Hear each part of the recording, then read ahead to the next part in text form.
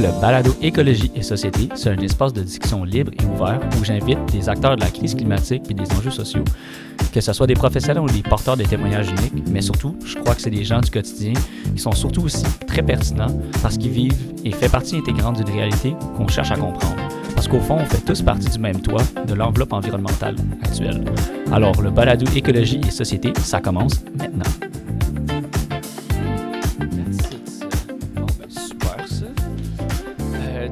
Bienvenue au podcast Écologie et Société. Aujourd'hui, je reçois Stéphanie Jolicoeur. C'est un autre influenceur. C'est une capsule de vulgarisation scientifique puis de communication scientifique que je trouve vraiment intéressant. Moi, j'aime vraiment beaucoup la Deuxième Guerre mondiale. Fait que je me suis dit que ça pourrait vraiment intéressant d'avoir quelqu'un qui fait ça de longue haleine. Elle a une formation en physique. Donc, c'est quand même quelqu'un de calé en sciences pour pouvoir justement expliquer ça.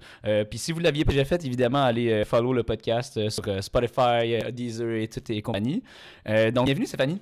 Bonjour Patrick, merci de m'accueillir. Yes, fait que c'est pas ton premier podcast par contre. Non, en fait, je fais des podcasts avec les jeunes du primaire parce que moi, je suis travailleuse autonome, donc je fais comme 10 000 contrats par année. Okay, et nice. entre autres, je travaille pour un magazine d'actualité jeunesse, puis on fait des balados sur comme c'est quoi les informations fiables, les sous-fiables et l'environnement aussi. Donc, on fait avec eux, puis aussi, je fais de la radio. OK, nice. Puis tu as étudié la physique à quelle université? À l'Université Laval. OK. Donc, j'ai un baccalauréat. Oui, mais j'ai aussi un autre côté sombre. C'est qu'après mon bac, j'ai commencé une maîtrise en physique. OK. Et après un an, je me suis rendu compte que c'était vraiment pas fait pour moi. Alors, j'ai arrêté, puis je suis rentrée au Conservatoire d'art dramatique. Donc, j'ai aussi une formation d'actrice. Oui, c'est ça que tu avais dit au début, puis je trouvais ça vraiment cool. C'est rare de joindre la science et les arts en même temps.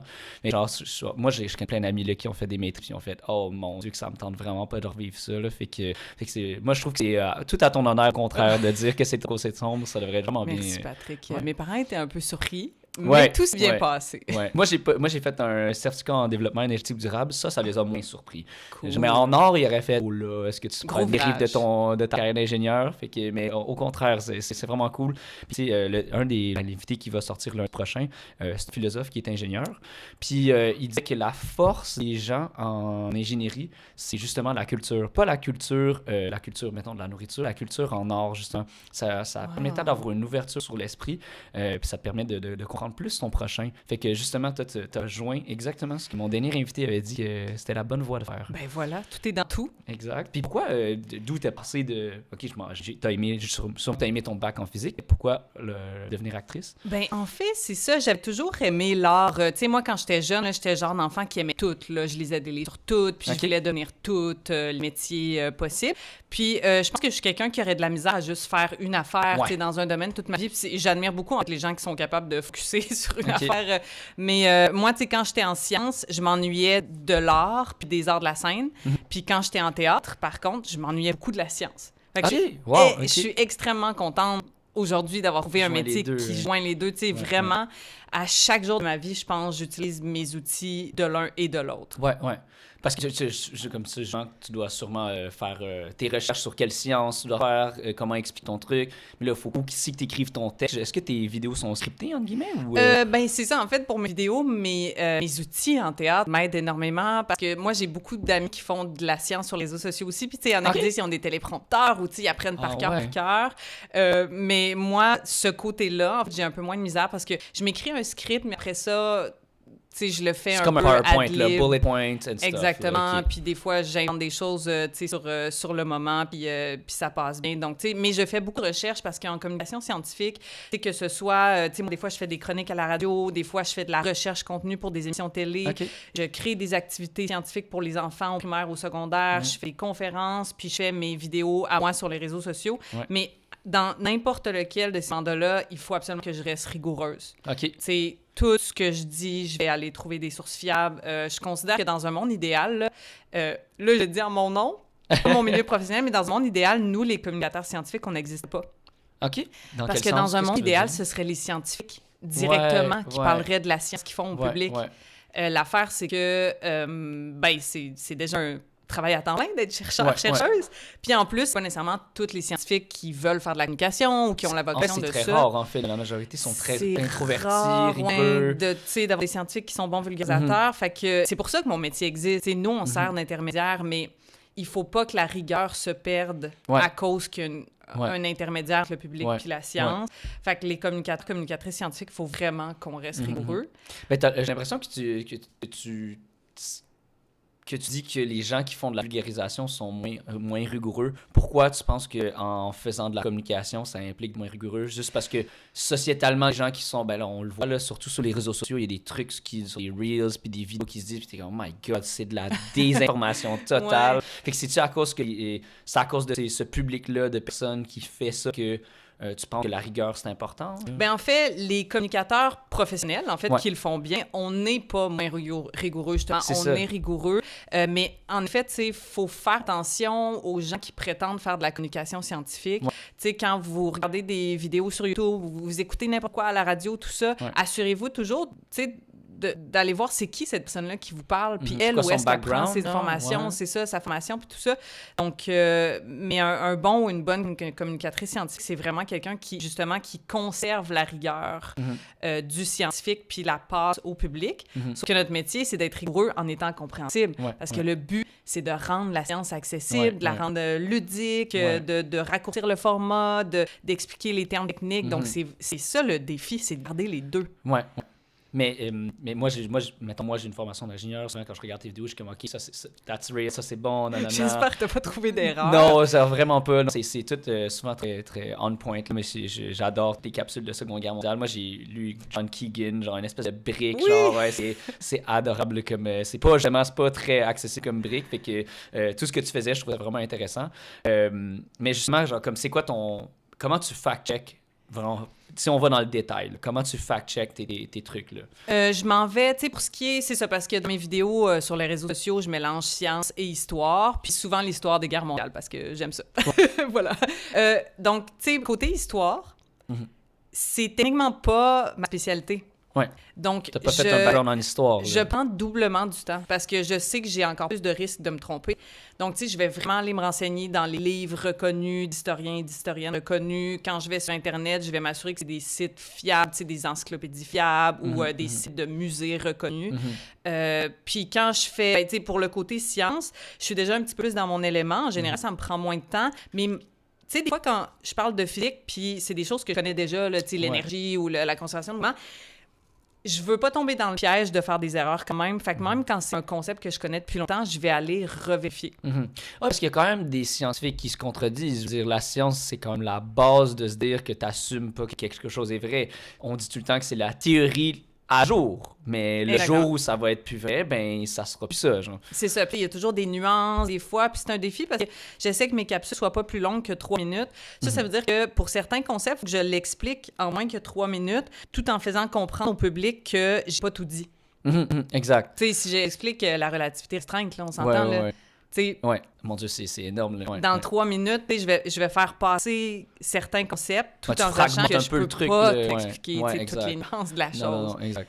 Ouais. OK. Puis, mettons, c'est quoi le concept le premier concept que tu t'es dit, ça, c'est vraiment important. T'as-tu commencé comme ça, en disant, ça, c'est le concept le plus important, puis après, ou comment t'as fragmenté tous ces trucs-là? Genre? Ben, tu sais, j'ai commencé, ça, c'est mon projet de passion. Tu sais, c'est comme pas techniquement mon métier, dans le sens, c'est pas, tu sais, mes revenus, tout ça, là. C'est vraiment commencé, ça faisait longtemps que je voulais faire de la vulgarisation sur les réseaux sociaux parce que je trouve que ça donne beaucoup de liberté. Donc, ça vient avec des dangers, mais ça vient avec des beaux côtés, je trouve, les réseaux sociaux. Comme quoi, par Ben, exemple? tu sais, l'ouverture à la créativité, Ouais. on peut être nous-mêmes, puis tu sais, c'est sûr que moi, dans mes contrats professionnels, je peux pas toujours parler des sujets que je veux, là. Tu sais, je peux pas soudainement parler de... C'est eux qui viennent te demander Ben oui, quel sujet. c'est ça. Donc, ça donne la liberté de parler exactement de ce qu'on veut, comment on le veut, avec le ton qu'on veut, avec la longueur qu'on veut. Fait que je trouve que c'est tellement un beau terrain de jeu, je trouve, pour les gens. Personnellement, moi, pour l'instant, je trouve pas ça anxiogène. Je sais que les réseaux sociaux viennent avec des défauts puis des dangers. Pour l'instant, moi, ça va bien. Fait que c'est un projet de plaisir puis de passion. Puis ça, donc, j'y vais un peu... C'est comme mon côté artiste. Je vais pas de façon procédurale, tu sais. J'ai pas de plan à très long terme. J'ai des sujets qui m'allument. Des fois, j'ai une capsule en tête, puis elle me reste en tête pendant 3 mois avant que je fasse comme « Ah, OK, j'ai envie de la filmer. Moment, je la fais, Puis au contraire, il y en a des fois là, des sujets qui me viennent en tête, puis dès le lendemain, je suis prête à la filmer. Fait que, tu sais, je serais artiste dans mon processus, même si c'est de la science. Ouais, c'est ça. Mais je pense que les deux peuvent se combiner, puis on est vraiment la raison, justement. Là. Je pense que les gens, ils se disent vraiment vraiment comme, tu sais, les gens en sciences puis les gens en art peuvent pas se comprendre. Puis non, c'est dommage que ça soit un paradigme que les gens s'imaginent que c'est. Là. Ben, quand je suis rentrée en théâtre, tu sais, je sortais de l'univers de la physique. Ouais, t'as pas travaillé en tant que physicienne, là. Non, ça. Okay, ben, tu sais, sauf pendant mon année de maîtrise, là, oui, mais non, c'est ça. Tu sais, puis je me dis pas physicienne, d'ailleurs, là. En tout cas, je pense pas que je l'ai tué quelque part. En général, je dis bachelière en physique, que, tu sais, vraiment, pour moi, être physicienne, c'est comme quelqu'un qui exerce ça. Mais, tu sais, quand je suis passée du théâtre à la physique, j'étais un peu... on en parlait avant le balado, mais j'ai eu un peu ma passe Sheldon Cooper, tu sais, un peu de snobisme, de me dire comme, oh mon Dieu, tu sais, quiconque fait de l'art perd toute rigueur, tu sais, c'est impossible d'être rigoureux si on y va par la créativité, tu sais, c'était très manichéen. Puis, ben là, la maturité a kick in à un moment donné. Puis je pense que le domaine aussi, genre, de t'immerger là-dedans, ça t'a ouvert l'esprit, oui, genre. Ben c'est ça m'a ouvert au fait que, tu sais, c'est pas parce que, mettons, je deviens plus viscérale ou que je vis ma créativité que tout d'un coup, j'ai comme plus d'intelligence ou peu de rigueur, là, ça n'a pas rapport. Exact. Puis aussi, les deux se potentialisent parce que, tu sais, l'affaire avec la science, c'est que on n'atteint pas tout le monde avec ça. Puis je pense que des fois, d'y aller avec la sensibilité humaine, puis la beauté, la poésie, le lyrisme, des belles images, c'est vraiment une bonne façon d'aller intéresser certaines personnes qui, à la science, qui ont vraiment, c'est ça, tu sais, des belles images de l'espace. Tu sais, pourquoi est-ce que tous les gens aiment l'espace? C'est à cause des belles images qu'ils voient. C'est magnifique, l'espace, oui, exact. Tu sais, donc, tu sais, de prendre un concept physique qui, à la base, a l'air aride, a l'air de comme, qu'est-ce qu'il y a d'humain là-dedans? Les équations, c'est dur, puis d'aller chercher l'humain, tu sais, qu'est-ce que ça change pour les humains, ou d'aller chercher une certaine poésie ou d'aller trouver des métaphores drôles ou sympathiques, ça fait que là, les humains font comme, OK, c'est proche de moi, tu sais. Ben, parle-moi justement de ça, justement, le public cible, les gens qui s'intéressent pas à la base à ça. Pourquoi c'est comme ça? Puis, justement, je pense que, tu sais, déjà dans ton background, que tu disais que, moi-même, là, je dis pas que je suis pas passé par là, mais comme, qu'est-ce qui est, entre guillemets, élitiste, là, je sais que c'est une étiquette hyper négative, là, mais j'ai l'impression que le savoir, puis moi, je pense que je mets les gens qui sont en sciences politiques dans, puis la littérature, la science politique, dans le même bateau. On le voit beaucoup aux États-Unis, les démocrates, qu'on dit que justement, c'est des gens qui sont élitistes, des gens qui deviennent du establishment, qu'on dit. Tu penses que ça vient d'où? Toi qui as fait le tremplin entre les deux, puis moi je l'ai vécu aussi, mais je veux savoir ton parcours puis ton virage là-dessus. Pourquoi le savoir il est si perçu comme ça, de façon élitiste? Pourquoi on a tout le temps l'impression d'être sur un piédestal sur les gens qui ne le savent pas? C'est une tellement bonne question, je vais essayer de ne pas déblatérer. Alors, vas-y, t'as 1h30. Déjà, moi, avec ma spécialité, la physique, spécialement, je le vois encore plus. Parce que tout ce qui est comme physique, maths, là, ces espèces de sciences... c'est la vérité. Tu sais, les gens bloquent dès le début. OK. Parce que les gens, c'est ça, sont très insécures de comme... Ils ont vraiment souvent l'impression qu'ils vont pas comprendre anyway. Tu sais, que c'est trop difficile. J'ai compris les maths. C'est ça, tu sais, j'étais pas bon en physique, ou tu sais, tu dis le mot particule, je comprends rien là-dedans, tout ça. Fait que les gens sont très, ils préhendent réfractaires beaucoup, un peu, c'est ça. Fait que c'est une science qui... Les gens ont beaucoup peur de ça. Fait que là, moi, je trouve ça triste, parce qu'en général, les gens sont plus intelligents qu'ils pensent. Tout le monde. Là. On est tous plus capables de comprendre qu'on ne le pense. Puis souvent, ben, ce qui est le fun, c'est d'avoir des gens qui viennent me voir après puis me disent « Je pensais pas pouvoir comprendre la physique quantique, pouvoir comprendre c'est quoi une particule, puis là, crime, j'ai compris. » Il y a des gens qui écrivent en privé pour me dire « Ça fait tellement plaisir. Parce que justement, ça prouve que, tu sais, on est tous capables de comprendre. Tu sais, en physique, des fois, ce qui est dur en physique, c'est les maths. Mais on est chanceux, nous autres, on n'est pas physiciens. L'important, c'est de comprendre les concepts. Tu sais, tout le monde est capable de comprendre conceptuellement la physique quantique. Les maths sont horribles. J'en ai fait beaucoup, fait que je comprends. Si on n'est pas ingénieur ou physicien, on n'en a pas besoin des maths. Exactement. Donc, on n'a pas à se faire arrêter par ça. La science en général, je trouve que c'est vrai pour la science en général, mais tu sais, des fois, mettons, la bio, la médecine, vu que c'est plus proche de nous, il y a moins de maths, tu sais, tout ça. Fait que les gens ont un petit peu moins peur de ne pas comprendre. Ils sont un petit peu plus... ils se laissent un petit peu plus amadouer. Mais en général, c'est ça, on est beaucoup... Puis je trouve qu'au Québec aussi, tu sais, on est full intelligent, mais on est très insécure par rapport à notre intellect. On dirait qu'on a peur de ne pas être intelligent. Je trouve qu'il y a une phrase que je vais faire du pouce là-dessus, que tu sais, c'est comme on est toujours né pour un petit pain. Oui. On dit beaucoup ça au Québec, puis au contraire, je trouve que... moi, je sais pas, j'ai voyagé comme un fou, j'ai pas fait 50 voyages comme mon dernier invité, là. Mais au Québec, on est quand même reconnu mondialement pour être un peuple hyper intelligents. Tu sais, on a des renommées. Le site du soleil, c'est un Québécois qui a parti ça, là. Ah, puis notre ingénierie rayonne. Exactement, ouais. exact. Mais pourquoi? Pourquoi on sent comme ça? Puis Ben, c'est ça, tu sais, je suis pas sociologue du Québec, mais j'ai l'impression que c'est ça, là, tu sais, qui est tellement profondément ancré dans notre culture de penser qu'on est un peu moins que ce qu'on est. Ouais. Alors que, tu sais, c'est ça, on est tellement curieux. Tu sais, je suis collaboratrice à Moteur de recherche, là, l'émission. J'adore. Puis Ouais. la particularité de ça, Question. c'est que c'est des questions qui viennent du public, hein, en passant. Exact, C'est pas inventé, c'est vrai, là, on fait pas c'est semblant, vrai. c'est des vraies questions. Puis à chaque fois, je tombe de ma chaise, les questions que les gens posent, on est tellement curieux, puis les questions sont tellement recherchées et intelligentes. Fait que c'est ça, on a comme un peu peur de notre propre intellect. Ça fait que dès qu'on a l'impression de pas comprendre, si on bloque. Puis aussi, il faut que les gens comprennent, on n'est pas obligé de comprendre 100%. Tu sais, des fois, Ouais. c'est qu'on dirait qu'on pense que c'est 0 ou 100. Ouais. Tu sais, si on commence à écouter un documentaire puis qu'on comprend pas 100%, on se dit « Ah, je comprends rien », puis on arrête. Ah, parce qu'il faut nécessairement qu'il faut que je comprenne ça. Il faut que je C'est sois ça. nécessairement un physicien pour tout comprendre. Mais non. C'est ça. Mais tu sais, au pire, écoute c'est la ça. capsule ou lis le livre, puis si tu comprends 30%, tu comprends 30%. Mais moi, je comprends pas 100% des pièces de théâtre que je Ouais. vais voir ou des conférences que je vais voir, tu sais. Ça peut pas être juste 0 ou 100, mais si sinon, ça, on n'avance si pas. déjà ça pique la curiosité, Exact. mission accomplie. Là. C'est ça. Exact. Ouais. Mais justement, je vais faire du pouce sur cette question-là de pourquoi c'est si important d'avoir de se rapprocher de la culture scientifique.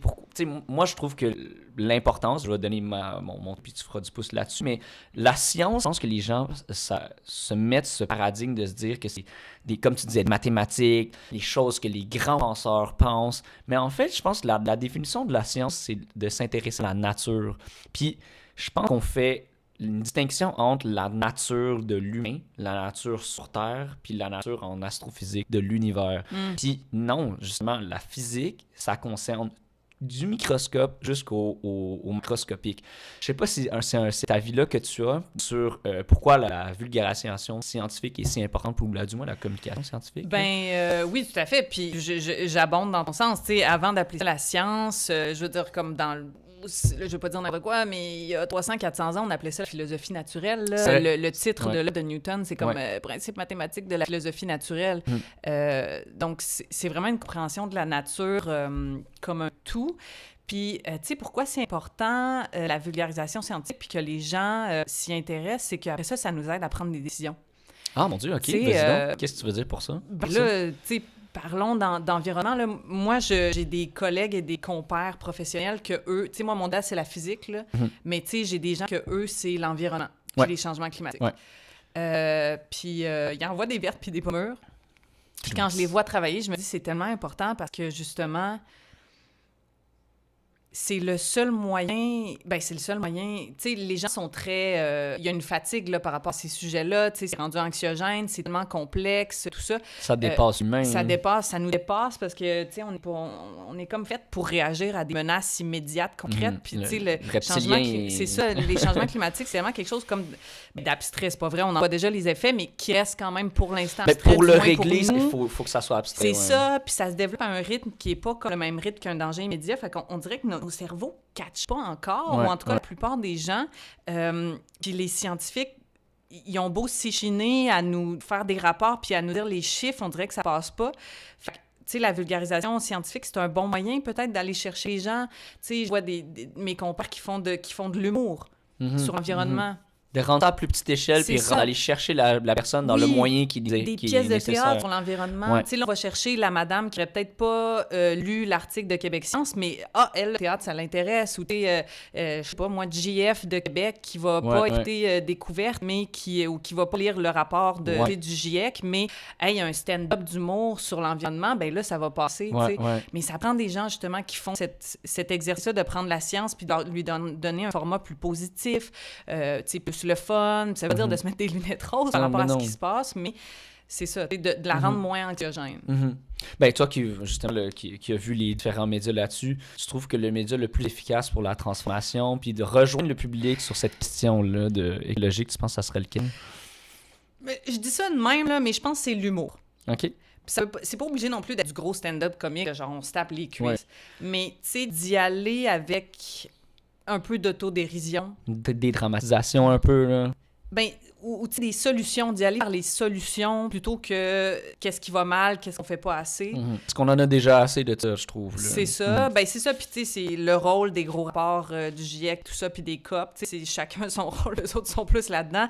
Mais, tu sais, si les communicateurs scientifiques peuvent faire passer ça, de peut-être, tu sais, insister sur comme qu'est-ce qu'on fait de bien, qu'est-ce qu'on peut faire de plus de bien, qu'est-ce qui est drôle là-dedans, tu sais, il y a des côtés de tout ça.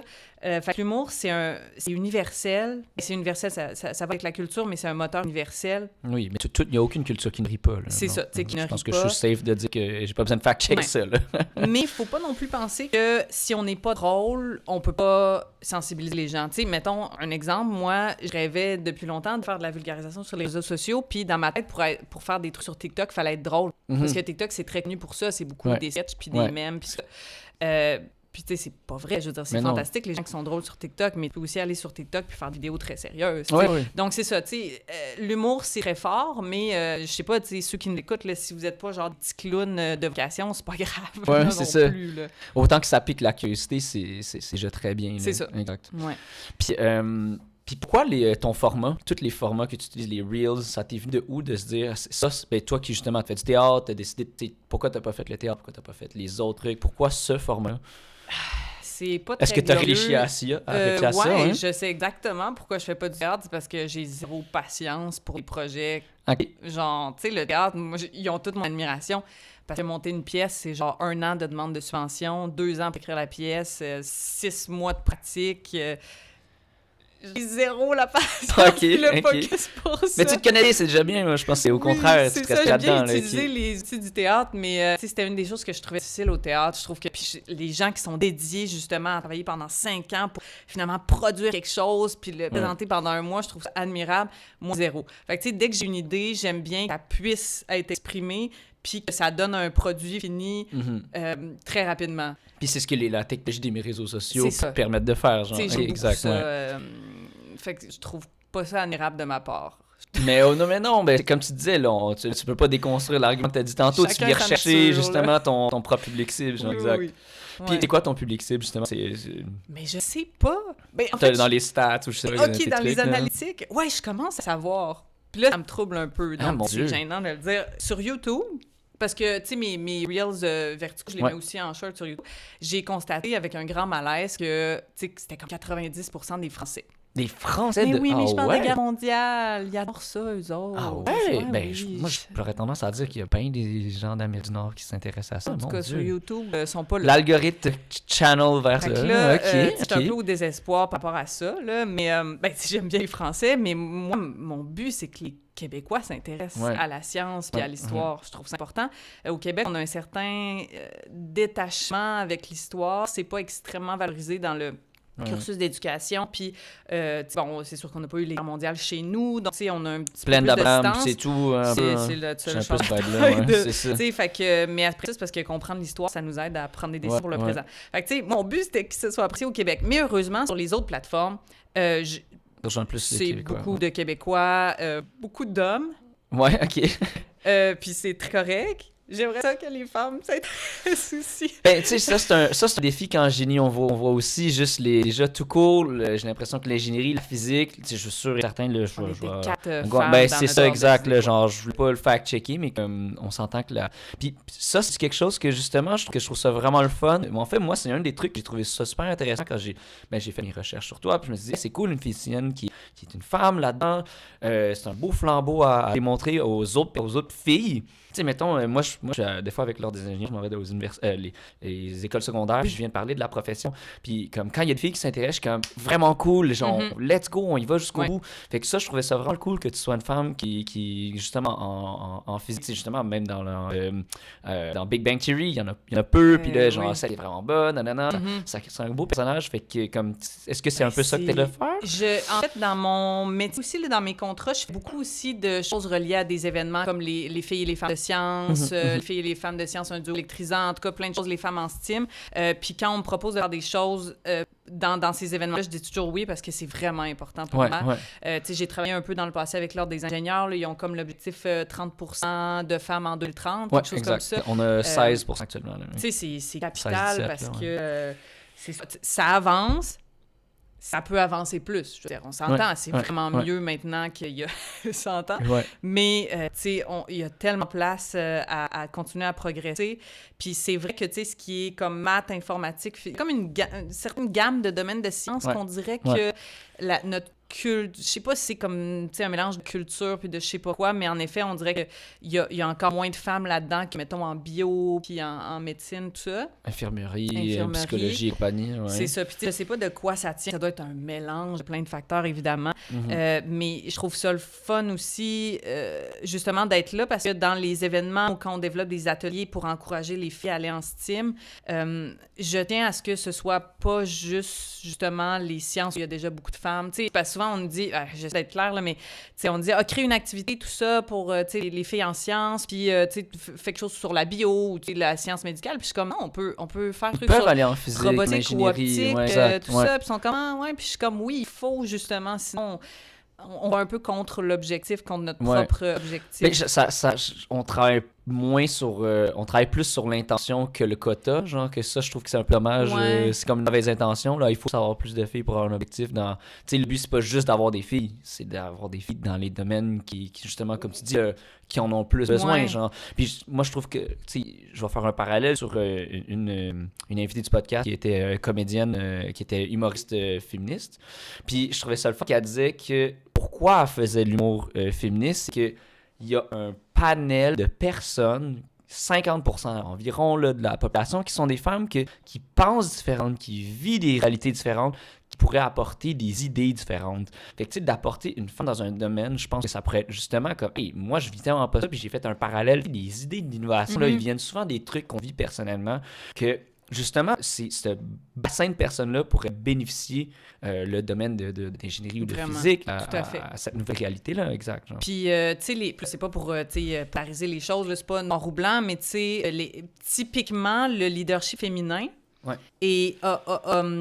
comme des caractéristiques différentes du leadership masculin. Les deux sont super complémentaires. Les deux sont pas à opposer ou à mettre en compétition. Les deux sont super complémentaires. Fait que, tu sais, d'avoir des femmes qui travaillent avec les hommes dans des rôles de leadership en sciences puis en ingénierie, là, c'est essentiel. Puis on le voit déjà, tu sais, en exploration spatiale, tu sais, les agences spatiales font très attention d'avoir la parité. Puis, tu sais, comme on se rend loin, là, on fait des choses incroyables. Oui, exactement. Ouais, ben tu sais, moi, une des collègues, Maureen, on dit souvent qu'on s'ennuie de travailler ensemble. Puis elle me disait, moi, je défonce les portes, je suis quelqu'un qui est fonceur, qui pose des questions. OK, là, pourquoi on n'a pas fait ça? Puis après, j'ai dit, on pose la question. Mais c'est moi, la collègue qui venait le vérifier, qui était plus rigoureuse. Puis comme tu dis, c'est très complémentaire. C'est vraiment le fun. Tu trouves qu'au Québec, c'est quoi qui manque en vulgarisation scientifique dans les écoles pour comme là, j'ouvre une boîte de Pandore, excuse-moi il manque de bien des choses dans les écoles. Mais mettons que demain tu es la ministre de l'Éducation. C'est quoi les trucs que mettons que tu critiquerais, que tu dirais qu'il y a trop, là je dis n'importe quoi, là, on dit tout le temps Pythagore, nanana, puis monsieur, tu sais le gars qui a fait son DEP en je sais pas, en maçonnerie, il utilisera jamais telle affaire, mettons. Tu sais, on critique beaucoup, là, il y a certaines choses qu'on apprend trop, comme tu l'as dit tantôt, il y a des sciences qui s'appliquent beaucoup aux scientifiques en physique puis en ingénierie, spécialement ces deux domaines-là. C'est peut-être pas madame tout le monde qui va avoir besoin de ça dans son curriculum. Tu sais, moi, je dis tout le temps qu'on devrait peut-être apprendre à faire un CV, à faire ses impôts. Exact, on a dit exactement. C'est deux trucs que... Demander des subventions, oui. Exact, mais en vulgarisation scientifique, précisément, c'est quoi que tu dirais que... Peut-être que ça aiderait les gens à s'intéresser plus à la science, s'il y avait ce genre de travail-là. Tu veux dire, qu'est-ce qui manque dans la formation en vulgarisation scientifique ou qu'est-ce qui manque dans les écoles en général? Tout court, dans les écoles en général. Déjà, je trouve que, tu sais, parce que l'histoire, je l'ai dans le cœur, là, comme avant de choisir la physique à l'université, j'ai passé à 1 pouce d'aller en histoire, là, j'étais entre les deux, puis on n'a pas assez d'histoire au Québec. On donne pas assez d'importance à l'histoire, on passe très vite dessus, même notre propre histoire à nous, là, donc, tu sais, le reste de l'histoire du monde, voilà. Côté sciences pures, naturelles, parce que je trouve que l'histoire, c'est une science, là, mais les sciences naturelles, pardon, c'est qu'on les garde séparés très, très longtemps. Qu'est-ce que tu veux dire, séparés? Au primaire, les maths sont séparés des petits cours de sciences. Oui, c'est vrai. Puis les enfants savent pas que les deux vont ensemble. Puis tout d'un coup, bam, on leur met ça ensemble rendu au secondaire. Ouais, là, ça les écœure. Ouais. c'est comme le gros désenchantement. Puis là, c'est là qu'on en parle beaucoup, puis qu'on a des gens qui haïssent les maths puis la science tout le reste de leur vie. Donc, il faudrait les mettre ensemble plus tôt. Qu'est-ce qui manque? Il manque la science en général. Avant le 3e cycle du primaire, donc plus jeune avant la 5e année du primaire, les sciences ne sont pas obligatoires. C'est vrai. Alors, dès qu'une enseignante ou un enseignant n'est pas à l'aise lui-même avec la science, ben, ils décident souvent de faire très peu. Puis quand ils en font, ils font ils achètent des cahiers de sciences, puis on fait de la science dans des cahiers, ce qui est comme clairement pas l'idéal pour faire découvrir la méthode scientifique. Voyons, excuse-moi. Oui. Puis tu sais, ils sont extrêmement compétents, les enseignants et les enseignantes, mais en fait, ils n'ont pas assez de cours de didactique des sciences dans leur formation en eux. Fait qu'on arrive avec des enseignants et des enseignantes qui eux-mêmes ne sont pas à l'aise avec les sciences. Comment est-ce qu'ils peuvent bien enseigner les sciences de façon attrayante puis enrichissante? Fait que la formation des professeurs devrait avoir... la formation des profs, primaires et secondaires. Fait que déjà ça, puis de bien accompagner les élèves, mais c'est tellement dit, tu sais, moi-même, j'ai pas comme les compétences pour comprendre ces problèmes-là, mais tu sais, quand il y a un enfant qui a de la difficulté avec les maths, tu sais, faut comme pas l'abandonner. Ouais.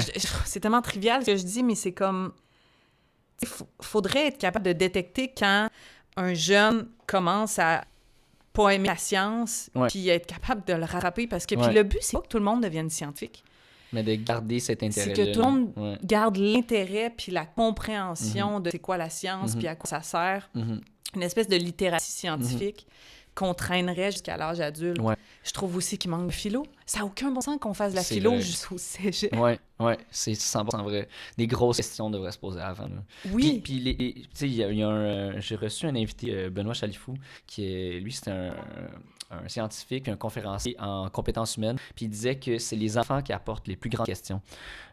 On apprend plus des enfants qu'on pense. Il disait dans son livre, puis il a vécu ça, qu'il est dans la cour, puis sa petite fille, elle disait « Ah, je vois, madame, que vous n'avez pas de bague. Est-ce que vous aimez encore votre ancien mari? » Puis c'est comme « Oh my God, grosse question! » genre, mais c'est ce genre de truc-là que la philosophie, justement, les enfants se posent des questions plus deep qu'on pense. Fait que ce serait une façon de ne pas oublier ça. Là. Puis je trouve ça le fun que tu mentionnes le fait que les sciences et toutes les autres matières, les mathématiques, devraient plus se mailler.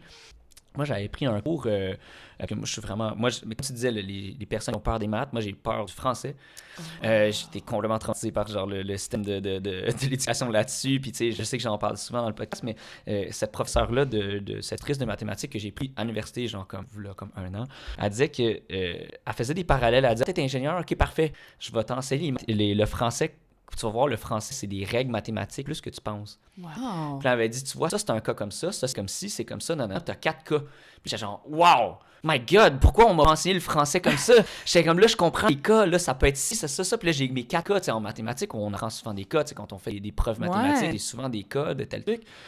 Puis je trouvais ça le fun, puis je suis comme, my God, si on m'avait enseigné comme ça, peut-être qu'on m'aurait pas perdu en français, puis je renoue maintenant avec le français. C'est drôle parce que c'est ça, tu sais, des fois, il y a des gens, quand j'explique quelque chose en physique, il y a des gens qui viennent me dire, si on m'avait montré ça comme ça, j'aurais compris. Fait que, tu sais, ce serait en fait, dans un monde idéal, là, je sais qu'on a des ressources limitées puis un temps limité, mais ça serait de catcher qu'est-ce qui allume chaque enfant. Puis les affaires qui l'allument pas, de les lui montrer en utilisant ce qui l'allume. Toi, ce qui t'allumait, c'était plus les maths. T'avais de la misère en français. De venir t'allumer au français avec une métaphore avec les maths. Exact. Ou l'autre personne qui aime plus les arts, de faire une métaphore artistique par rapport à une particule en physique. Exact. Tu sais, fait que dans un monde idéal, on irait comprendre profondément chaque enfant. Je sais que, c'est... Tu penses-tu que, dans le fond, il y a trop d'élèves dans une classe pour permettre ce genre de travail-là, de compréhension? On dit souvent qu'en ville, on est tellement qu'on n'apprend jamais son voisin. C'est juste parce qu'on est juste trop. Mais si on était moins dans... Là, je sais qu'il y a déjà pas assez de profs pour c'est ça, mais oui, dans un monde idéal, là c'est la... J'étais un peu... Des fois, j'ai un peu les idéaux des Lumières, Voltaire, etc. Mais dans un monde idéal, chaque enfant aurait un professeur personnel, un mentor. Mais c'est beau ce que tu dis, parce qu'on entend souvent ça dans l'école. J'ai un prof qui m'a fait... Tu sais, moi, je suis allé revoir mon professeur au secondaire récemment quand je suis allé faire un truc avec l'ordre des ingénieurs. J'étais comme, hey, pouvez-vous comme texter Monsieur Cyr? C'est celui qui a fait je m'en vais en science, c'est vraiment mon truc. Je suis comme, c'est mon illumination, genre. Fait que, c'est tout ce prof-là, avec qui on a raisonné, puis que... Ouais. Est-ce que tu penses que tu es cette personne-là dans plusieurs cas? Mon Dieu! Hey, non, là, Non? je T'as pas j'oserais même pas pas un imaginer. témoignage que tu aurais à me dire que tu dirais « Hey, je l'ai vu dans les yeux de la personne » ou des remerciements de « Merci, Stéphanie, c'était vraiment oui, cool. » mais là, c'est juste... je veux pas sonner modeste, là, mais c'est... Oui, Mais t'es pas comme petit pain, comme on disait tantôt. OK, oui, Vas-y, allons-y. t'es capable. Mais je suis étonnée parce que, tu sais, sur les réseaux sociaux, je suis pas big, là. J'ai pas comme 50 000 abonnés, là. Tu sais, ça grandit lentement, mon affaire, mais tu sais, ça grandit de façon... tu sais, ça grandit définitivement, mais je suis pas dans les 50 000 abonnés. Ouais. Ça fait combien de temps que tu fais ça? Ça fait comme 8 mois. 8 mois. OK, c'est quand même réel. ouais. OK, ben mon podcast après Puis, 9 mois. ben voilà, deux bébés qui sont nés en même temps. Exact. Puis, et pourtant, j'ai un nombre surprenant de gens qui prennent la peine de m'écrire en privé pour me remercier. Il y a beaucoup de gens qui me remercient parce qu'ils trouvent qu'il n'y a pas assez de contenu informatif sur TikTok. OK. Tu sais, qui me disent c'est le fun d'apprendre des choses, pas juste de voir des sketchs puis des mèmes sur TikTok. Il y a des gens qui viennent me remercier parce que justement, une capsule les a aidés à comprendre un truc en physique qu'ils n'auraient jamais compris. Il y a des gens qui viennent me remercier parce qu'ils sont passionnés de Deuxième Guerre mondiale puis ils n'ont pas beaucoup de gens autour d'eux pour en parler. Fait qu'ils ont comme quelqu'un avec qui jaser. Fait que je reçois beaucoup de remerciements, tu sais, que je considère que je me considère pas comme une héroïne. Là. Pour moi, c'est comme je fais mon service à la société en utilisant mes communicatrice scientifique. Puis côté enfant, oui, ben parce que les enfants, quand tu vas les voir dans les écoles pour faire de la science avec eux, tu deviens un héros automatiquement. Oui, c'est pas comme moi qui est incroyable. Tu deviens un héros la minute que tu marches dans la classe. T'as quand même l'air d'une animatrice de 30 jours vraiment cool. Je veux dire, tes boucles d'oreilles de perroquet, c'est sûr qu'il y a des petits enfants qui sont comme « Waouh, trop cool! » Mais oui, les enfants qui, tu sais, après un atelier de science, viennent te serrer dans leurs bras. Ça, c'est fun. Ouais, tu sais, au début d'un atelier de robotique, j'avais justement parlé des filles en sciences. J'avais une petite fille qui m'avait dit « Ah, je serais pas bonne, c'est de la robotique. » Puis là, j'étais comme « Mais non. Quoi? Ça sort d'où? » Puis elle était comme « ça. Mais je serais pas bonne, c'est la robotique. » Puis elle a fait de la robotique avec moi pendant 1 heure. Puis après ça, elle m'a remercié, là. Ben oui. Briser des je m'en paradigmes. souviendrai toujours quand elle m'a dit ça. J'étais comme « Ah! D'où ça c'est vient, fou. ouais.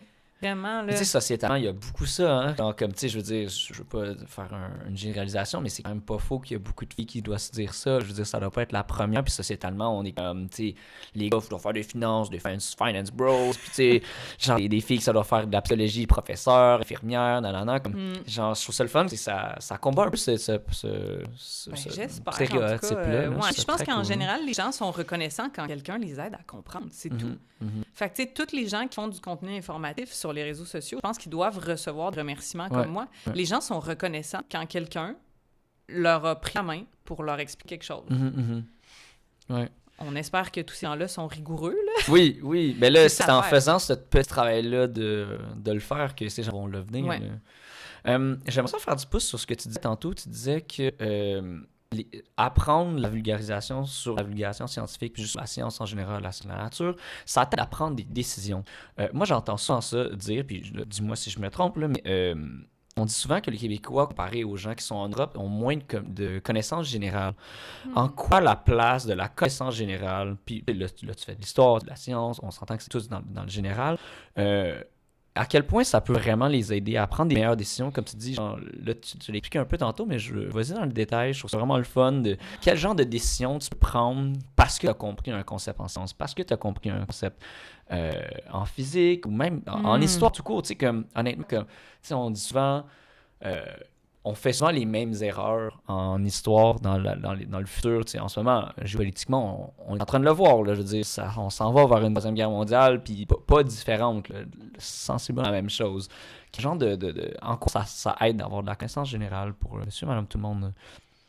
Ben c'est ça, c'est que ça nous aide à comprendre ce qui se passe. Tu sais, côté histoire...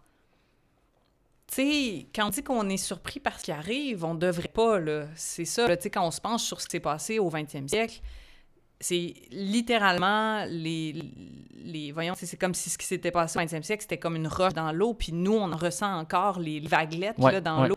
Fait que, tu sais, il n'y a rien de ce qui se passe en ce moment qui devrait nous surprendre. On peut se désoler, mais ça devrait zéro être une surprise. Ce ne sont que les effets... des conflits, des tensions, des choses non résolues du 20e siècle. Fait que, tu sais, c'est pas toujours que ça nous permet de prendre des décisions directement, mais de comprendre ce qui se passe autour de nous puis pourquoi ça arrive. Ben après ça, oui, indirectement, ça nous aide à prendre des décisions. Questionner, regarder au moins la bonne chose, oui. là, je pense. Là, ouais. Puis, tu sais, de s'intéresser à la science, en fait, il y a comme un effet indirect qui est que, justement, on apprend... Comment je dirais ça? C'est que, tu sais, quand on s'intéresse à la science, on apprend de facto la vérification des faits. Fait que ça nous rend juste rigoureux en général. Juste de remettre en question, c'est la base. Oui, puis de quand on entend une information, de se poser la question automatiquement, c'est quoi la source, qui est en train de me dire ça, tu sais, c'est quoi les intentions de la source de l'information, est-ce que je peux aller vérifier, tu sais. Moi, à cause de mon métier, j'ai développé ces outils-là, parce que quand je prépare une chronique, quand je fais... faut que je vérifie mes sources, faut que j'aille, recouper l'information, là, on va revérifier si plusieurs sources fiables disent la même chose, tout ça. Mais je le fais dans mon métier, puis parce que je le fais dans mon métier, maintenant, je le fais partout. Dans l'ensemble de ma vie, c'est devenu des automatismes de vérifier. Puis là, je dis pas que je suis parfaite, là. Comme tout le monde. Mais, tu sais, quand on développe ça dans un domaine, ben forcément, on se met à l'appliquer partout dans notre vie. Donc, ça aussi, si tout le monde pouvait développer plus sa littératie scientifique, ça aiderait tout le monde à mieux vérifier les sources des informations, de ce qu'ils voient sur Internet, moins se faire avoir par l'IA, moins se faire avoir par la pseudoscience, tout ça. Puis là, de facto, on prend des meilleures décisions parce qu'après ça, on comprend ce qui se passe avec l'environnement, on comprend ce qui se passe en médecine, on peut faire des meilleures décisions en tant que consommateur, mais c'est pas facile. Puis tu sais, comme je disais tantôt, moi, ma spécialité, c'est pas l'environnement. Puis les quelques fois où j'ai essayé de me prononcer sur les réseaux sociaux sur l'environnement... Tu t'es fait ramasser, oh mon Dieu! Fait que là, moi, j'ai tellement d'admiration pour mes collègues qu'eux sont spécialisés là-dedans parce que, ouais, je pense que les gens... Mais je pense que c'est pourquoi c'est si différent, la science puis l'environnement. C'est que dès qu'on se prononce sur une solution, les gens assument que c'est une solution simple à un problème complexe. Ouais. Fait que tu peux, en science, quand tu te dis, hey, la particule, elle agit comme ça, that's the science. Personne peut te trasher sur ça. Alors, you did your math, t'as fait tes maths correctement ou pas. Mais en science, c'est moins applicable, ça. Puis je pense que c'est la seconde que. Pourquoi les politiciens n'aiment pas souvent se prononcer là-dessus, c'est que justement, quand tu prends position, tu te fais bâcher parce que c'est une solution simple à un problème complexe. Ouais. Puis que moi, je trouve ça dommage, puis pourquoi je trouve ça le fun de faire ce podcast-là, c'est. Ça prend plusieurs teams qui font plusieurs solutions, qui vont faire la solution globale vers ça. Mais c'est pas à cause que tu prends en position de dire « Hey, moi, je veux faire du nucléaire », que ça va régler les personnes qui sont en Ontario. Ça va faire les gens qui sont dans l'Est canadien, ben, ils vont avoir plus de liens. Mais c'est pas parce que tu prononces là-dessus qu'il faut dire que c'est comme ça at large sur tout le Canada. Non, c'est tellement... Et c'est poche que tu te fasses bâcher pour ça, genre. Ouais, ben c'est ça, là. Puis là, ça décourage. Ouais, mais comme juste expliquer... Je vais retourner vers la physique. Oui, mais si tu expliques une science, ça explique pas que c'est ça la solution. Je pense que ça serait peut-être un disclaimer, peut-être. Il faut faire très attention à l'environnement. Faut pas le moindrement avoir un ton moralisateur, parce que après ça, les personnes, ils se boquent. Ah ouais? Les gens, parce que ça, je pense que les gens se sentent très coupables qu'ils sont pas parfaits. Qu'est-ce que tu veux dire par ton moralisateur, excuse? En fait, tu sais, je m'étais prononcée, j'avais expliqué à quelqu'un, tu sais, que malheureusement, l'IA, chaque requête qu'on fait à ChatGPT, ça contribue à consommer beaucoup d'eau et d'électricité. Puis, la personne m'avait trouvée moralisatrice. Puis, tu sais, moi, j'étais pas dans sa tête. Puis, moi, ce que je comprends aussi, c'est ça, c'est que, tu sais, les gens, tu sais, depuis peut-être 20 ans, il y a des couches et des couches et des couches qui s'ajoutent. Tu sais, bon, on a su, fallait recycler, puis après ça, il fallait composter, puis c'est vrai, c'est correct. Puis après ça, ben là, on apprend que, tu sais, les autos, puis après ça, là, on apprend aussi que, tu sais, techniquement, il faudrait vraiment réduire l'avion. Puis là, t'as l'IA qui vient de se racheter dans les dernières années. Puis c'est comme une couche de choses à faire pour les gens qui se rajoutent. Puis là, je pense que les gens sont comme plus capables, tu sais, sont sensibles à tout ce qui vient se rajouter sur leur épaule. Puis, tu sais, des fois, les gens ont l'air de mauvaise foi avec l'environnement, mais je pense que c'est pas ça. Personnellement, je pense que justement, les gens veulent trop bien faire. Ouais. Puis dès qu'ils se sentent pas parfaits, ça les fâche. Ouais, exact. Puis c'est d'où l'éco-anxiété dans toutes ses formes. C'est ça. Exact. Parce que, tu sais, d'expliquer aux gens que l'IA consomme de l'eau et de l'électricité, ça veut pas dire qu'on s'attend à ce que tout le monde coupe l'IA de leur vie. C'est complètement irréaliste. Mais déjà, d'être au courant. Déjà, d'avoir cette information-là dans ton cerveau, inconsciemment, ils vont peut-être utiliser ChatGPT un peu moins. La première étape de la conscientisation, c'est d'avoir l'info. De juste savoir, c'est ça. Exact, ouais. Mais je pense que la personne, peut-être qu'elle s'attendait... Ce qu'elle a entendu, c'est t'es le diable parce que tu utilises ChatGPT, tu devrais couper ça de ta vie. Tu prends l'avion, c'est fini. C'est ça. Ouais, exact. Fait que je pense que les gens veulent mieux faire que s'il n'y paraît. Ouais, Puis ouais, quand je ils se comprends. sentent pas parfaits, Ça les fâche. attaquer, genre. Ouais. Ouais. Mais c'est pour ça que le podcast existe, ce qu'on disait avant. Là, le but, c'est d'avoir une conversation sur la conscientisation. Fait que ça aide à moins se sentir éco-anxieux ou du moins genre bâché sur ce genre de science-là. Là. Tu disais là, que tu trouvais ça le fun, que dans le fond, il y avait comme beaucoup d'approches scientifiques, de réanalyser les choses, remettre en question du contenu scientifique sur la façon que toi, tu fais tes recherches. Ça peut être intéressant, ça? Qu'est-ce que tu veux dire? Tu disais que si tout le monde avait une rigorosité, rigueur, sur la façon d'interpréter les informations, pas tout prendre comme du cash, tu disais que dans le fond que ça serait le fun que les gens fassent ça avec la science. C'est un truc que tu as appris dans ton domaine, mais puis maintenant tu as transposé ça dans la vie de jour du contenu qui expliquerait comment faire ce raisonnement, cette remise en question-là. Ça pourrait être intéressant. En fait, moi, je fais ça aussi. Je fais beaucoup de choses et c'est pas pour rien que j'ai fait un burn-out il y a 2 ans. Je travaille, entre autres, avec un magazine d'actualité pour les enfants. C'est vraiment comme... Ça s'appelle Le Curieux. Puis comme à chaque semaine, il y a un journal qui sort, puis c'est l'actualité expliquée plus simplement pour les enfants. Puis en marge de ça, nous, on donne des ateliers dans les classes sur comment trouver des sources fiables, comment faire une recherche sur Internet, comment... Quel âge, excuse? C'est primaire. Primaire okay. Jusqu'à jeune secondaire. Okay. Puis souvent, genre à chaque fois, en fait, que je suis dans une classe, puis que j'explique à des enfants de 10 ans, quand tu lis une publication, regarde c'est qui le profil, regarde si c'est une personne fiable, regarde s'il y a une source à l'image, regarde c'est quoi le texte, tout ça. Mais à chaque fois, je vois que le ou la prof, il apprend autant que les enfants.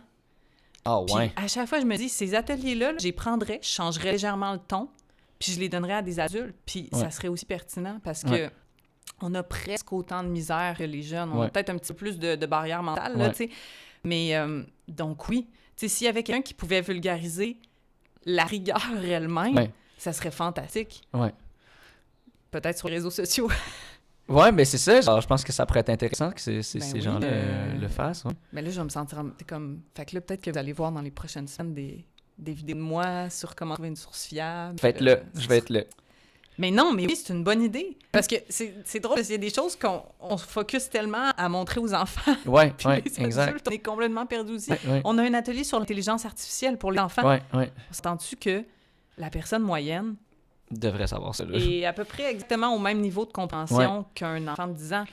Puis c'est pas pour les blâmer, en fait, qu'en général, quand l'IA générative, là, parce que ça fait plus longtemps, quand l'IA générative a débarqué dans nos vies, on s'est comme pas arrêté pour mettre tout le monde sur la même page, pour comme s'assurer que tout le monde prenait à la base c'est quoi une IA, comment ça fonctionne, comment on l'entraîne. Toutes les technologies, c'est un peu ça aussi. On s'est pas arrêté pour s'assurer que tout le monde avait la compréhension de base, puis là on s'est lancé dans plein de débats éthiques, puis on fait des reportages sur comme plein d'aspects plus nichés sur l'IA, mais à la base, là, si tu demandais, mettons, sur le trottoir à des gens, c'est quoi exactement une IA, c'est quoi que ça fait, la plupart des gens sont pas capables de répondre. Ouais. Fait que je trouve ça le fun ce que tu fais, parce que dans le fond, ça serait un peu contrer un peu qu'est-ce que la conspiration, là, genre tu fais qu'est-ce qui est désinformation, là, tu essaies le plus possible d'éduquer, informer les gens. C'est quoi ton take sur y a-tu des gens qui t'envoient des messages sur un défi, des gens de conspiration qui sont comme la l'onde particule, c'est même pas vrai, genre. C'est ça, tu sais, moi mon dada c'est la physique, donc je suis protégée de tout ce qui est pseudo-médecine, complot, tu fais pas de vidéos sur les huiles essentielles. Bon. Parce que j'ai une amie qui démystifie les mythes sur la cosmétique puis la dermatologie, puis elle s'en prend. Ah ouais, je sais ça aussi. Voilà. Mais donc terrible. moi, tu sais, dans mon coin de physique, je me trouve en sécurité. J'ai pas encore reçu un message de platistes, de gens qui pensent que la Terre est plate. Non, c'est comme la seule vraie conspiration qui existe dans mon domaine. Oui, c'est vrai que c'est ça. C'est ça, donc j'attends que quelqu'un m'écrive. Tu sais, je vais être impatiente de pouvoir Ah, t'as hâte, mon Dieu, ça apprend Ben oui, parce que je veux dire, il y en a des mais... preuves d'arrière-rond. Mais Busters, c'est incroyable, là, tu sais, celui avec l'ombre, là, c'est l'ombre parfait. c'est l'expérience, je me souviens jamais du monsieur grec, là. Oui. Lui, en tout cas. Fait que c'est ça, il existe des preuves, donc si quelqu'un vient me le demander, ça va me faire plaisir de répondre. Fait que tu sais, il y a juste ça, puis c'est pas, là, je veux pas dédramatiser, mais tu sais, c'est pas la conspiration la plus grave. Mm-hmm. Ouais. C'est plus grave d'être anti-vax que de penser que la Terre est plate. Il y a plus de parce danger que pour la société. Ouais, worst case scenario, tu utilises quand même Google Maps. Arrête de c'est sûr que tu utilises. Ouais, c'est ça. La triangulisation, genre des satellites, tu l'utilises pareil, girl. Ouais, c'est ça. Mais oui, donc j'ai pas encore été confrontée à des attaques à ma rigueur. Je suis pas parfaite. Je suis pas parfaite. J'ai fait une ou deux petites erreurs dans une vidéo. J'ai essayé de faire des erreurs. En général, les gens me le pointent. Je vérifie que j'ai vraiment fait l'erreur. Puis, tu sais, il n'y a pas d'attaque virulente, mettons. Donc, je me sens privilégiée parce que je sais qu'il y a des gens virulents sur les réseaux sociaux. Côté Seconde Guerre mondiale, on ne m'a pas encore écrit de message pro-nazi non plus. Donc, touchons du bois. Ouais, c'est ça. Fait que tu t'as hâte aux platistes qui Oui, pas aux pro-nazis, mais les platistes, oui, ça me ferait plaisir. Puis pourquoi t'as hâte de répondre à ça? Qu'est-ce que tu y répondrais? Parce qu'en fait, les preuves que la Terre est ronde sont assez fascinantes. Puis, mon Dieu, est-ce que je me lance là-dedans? C'est que, d'un point de vue épistémologique... OK. Oui, là, je te sors. On va, let's go. Il y a vraiment une seule vraie preuve indéniable. Il y a une seule façon de prouver de façon indéniable que la Terre est ronde, puis c'est réellement d'aller dans l'espace puis de la voir de ses yeux. Mm-hmm. Donc, c'est pas pour donner raison aux platistes, mais c'est que toutes les autres preuves les autres démonstrations qu'on peut faire sur Terre, c'est des espèces de démonstrations indirectes que la Terre est ronde. C'est comme des démonstrations, en fait, qui prouvent que la Terre n'est pas plate. C'est pas nécessairement des démonstrations qui prouvent que la Terre est ronde. Il y a une différence entre les deux. 100%. Mais l'affaire, c'est qu'on peut prouver que la Terre n'est pas plate, puis on peut aussi en déduire que la forme la plus probable que la Terre a, c'est d'être ronde. Oui, la formation de toutes les planètes. Là, je sais pourquoi on serait la seule carrée. Mais ça, c'est vraiment une nuance, là, super Sheldon Cooper, là, on s'entend. Puis j'ai vraiment hâte que quelqu'un me force à la sortir. C'est la vidéo là, du gars qui met les lasers, puis il dit « Mets ta lumière plus haut », puis il est comme « Ah, well, that's strange », puis c'est comme « Mais oui, c'est ça! » Mais c'est ça, tout ça prouve qu'elle n'est pas plate, mais tu sais, avec toutes ces démonstrations-là, la Terre pourrait quand même avoir une forme de patate. Oui, exact. Puis que ça donnerait le même résultat. Oui, exact. Sauf qu'avec le rasoir de Campbell, les lois de l'attraction intermoléculaire, tout ça, puis comment la gravité fonctionne, oui, la Terre est ronde. Oui. Rasoir de Cam? Le rasoir d'Occam. D'Occam, OK, oui, c'est ça, j'étais gentil. C'est tu sais, le principe selon lequel la solution la plus simple et la plus plausible. Donc, voilà. OK. On fait un petit peu de philo, d'épistémologie. Tu sais, surtout sur les conspirationnistes, puis qui disent la Terre est plate et quoi que ce soit, tu trouves que le débat, il est pas sur avoir assez de preuves, c'est plus sur ces gens-là. Je pense que le débat est outre les preuves. Comme je pense que moi et toi, on a plus à se dire... Ben oui, parce que ces gens-là, souvent, quand tu leur démontres, ils croient quand même pas. Exact, c'est ça. Oui, souvent, tu sais, je suis pas une experte de ça, mais j'ai l'impression que souvent, la conspiration, en fait, ça vient chercher des gens vulnérables. Donc, quand on est vulnérable, on est plus endoctrinable. On cherche un sens aux choses.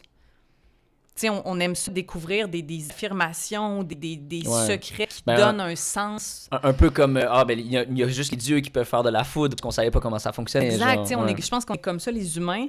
Puis souvent, dans les conspirations aussi, ça vient beaucoup satisfaire notre besoin de communauté. De tribalisme. Puis aussi ce plaisir-là qu'on a des fois à sentir qu'on fait partie d'une communauté qui sait des choses que les autres ne savent pas. Puis souvent, les milieux conspirationnistes, c'est ça beaucoup, c'est d'avoir l'impression de faire partie d'un groupe élu ou choisi qui sait ou qui comprend des choses que la majorité ne comprend pas. Puis c'est très attrayant pour les humains. Fait que dans le fond, les gens qui connaissent beaucoup en sciences, puis que on disait ça au début, là, qu'on est sur un piédestal, dans le fond, c'est le même sentiment qu'eux voudraient, en fait. Je pense que oui. Qu'ils voudraient sentir, dans le fond. Moi, je sais, donc j'ai un avantage sur l'autre tribu, là, un peu, là, comme tu disais. Là. C'est quoi les prochaines étapes de ta créativité? C'est quoi les... Tu sais, fais-nous le panel de ce que tu fais déjà, puis ce que tu as envie de faire, pleinement. OK. Ben, tu sais, en ce moment, je suis communicatrice scientifique. Tu sais, je suis collaboratrice à moteur de recherche, je fais de l'éducation scientifique dans les écoles, conférences, ateliers, tout ça. Je participe là, aux curieux. J'en oublie. Mais moi, depuis longtemps, je rêve de faire, finalement, une maîtrise en histoire. OK, nice. Parce que cette passion-là m'a jamais quittée, puis je me dis, hey, pourquoi pas rajouter une couche absurde à mes couches déjà de très sciences et de absurde théâtre, c'est et ça. abstraite, ouais. Fait que là, tu sais, il me faut juste le courage de faire ça, c'est ça, d'embarquer dedans. Parce que c'est-tu parce qu'il y a une question d'horaire? Genre, ta journée, ta semaine est très, très, très remplie, là. Ben c'est ça, là, c'est que, tu sais, de retourner à l'école aussi, ça implique qu'il faut que je réorganise ma vie, puis tout ça. Puis je pense qu'on a tous le sentiment d'imposteur, là, tu sais, quand on rentre à la maîtrise ou au doctorat, de dire, voyons, tu sais, je suis assez intelligente, ou j'ai ma place dedans. Puis, donc, j'aimerais ça faire une maîtrise sur la science et l'histoire de la guerre. Donc, comment la science a influencé la Première Guerre mondiale. Mais pour poursuivre ma passion, en attendant d'avoir le courage de faire ma maîtrise, moi, j'aimerais ça me lancer dans les formats longs. Ah ouais, OK. Parce que des fois, tu sais, les 3 minutes, je les aime beaucoup, mais je sais que ça... c'est ça. À un moment donné, tu te dis, là, moi, le sujet que je viens de traiter en 3 minutes, il mérite plus que 3 minutes. Ouais. J'aimerais ça avoir le temps d'expliquer aux gens toutes les nuances des sujets, surtout les sujets historiques, de raconter plus d'histoires, tout ça. Les formats longs viennent avec plus de travail, puis souvent moins de vues. Parce que les formats courts sont faits pour que les algorithmes les pitchent dans toutes les directions. Ouais. Les formats longs, c'est plus niché. Mais j'ai la volonté de faire ça parce que je trouve que les formats courts, justement, je le disais tantôt, il y a beaucoup de créativité, de liberté là-dedans, puis il y a le côté instantané. Bien, presque instantané. Là. Je vous annonce qu'il y a quand même du travail derrière, mais je pense que, en général, dans la vie, la profondeur va toujours... primer, pour bien comprendre quelque chose, puis aussi vraiment faire accrocher les gens pour vrai. Moi, là, il y a des sujets que je découvre puis que j'aurais jamais pensé m'intéresser à ça. Puis souvent, là, quand je me fais accrocher sur un sujet que j'aurais jamais pensé, c'est parce que quelqu'un me l'a expliqué en profondeur, avec des histoires, m'a vraiment fait embarquer. Le sujet de la chute de l'Empire Inca, c'est vraiment champ gauche. Je m'étais jamais intéressée à ça, là, désolée. Puis mon balado préféré d'histoire a fait comme une série de 8 épisodes là-dessus. C'est jamais trop tard. Puis il y a personne d'autre, je pense, que eux, les animateurs, qui auraient pu me faire embarquer à ce point que maintenant, tu sais, je commence à lire des livres là-dessus, tout ça. Mais c'est pas parce que j'ai vu une capsule de 3 minutes, tu sais, dans ce cas-là, c'est parce que vraiment, j'ai entendu l'histoire complète, bien racontée par des gens, tu sais. Fait que je pense que les deux se valent, là, mais j'aime ça aussi faire du format long. C'est-à-dire de développer un balado, en fait, un podcast. Là. Ou il y a d'autres formats, je sais pas. Ben, format long vidéo ou format long balado, là. OK. Mais ouais. Genre Twitch un peu, là, genre... Hey, Twitch, ça fait peur. C'est comme un univers un peu différent des autres. Ouais. Non, mais les gens, mettons, ils se filment sur Twitch, puis après, ils le publient sur YouTube, mettons. Ah, là, peut-être, genre, c'est comme... C'est un 2.1, là. Mais Twitch, c'est comme un univers différent, là. Ouais, ça, c'est vrai. Ouais. Je sais que c'est pas juste pour les gamers.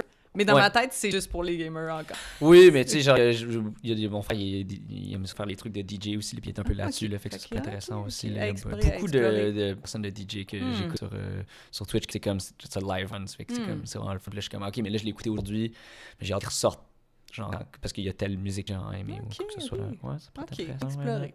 Ouais. Ben, puis sinon, en parlant de profondeur, c'est ça, je suis en train d'écrire 2 livres. Un livre jeunesse, puis un livre adulte, pas 3X, là, mais un livre pour l'âge adulte. Oui, exact. Ouais, c'est ça. Puis c'est quoi les 2 sujets? Le premier, c'est un livre qui fait partie d'une collection de livres jeunesse. Donc, chaque livre est sur comme un sujet, tu sais, on décline le sujet de plein de façon. Moi, c'est sur les robots.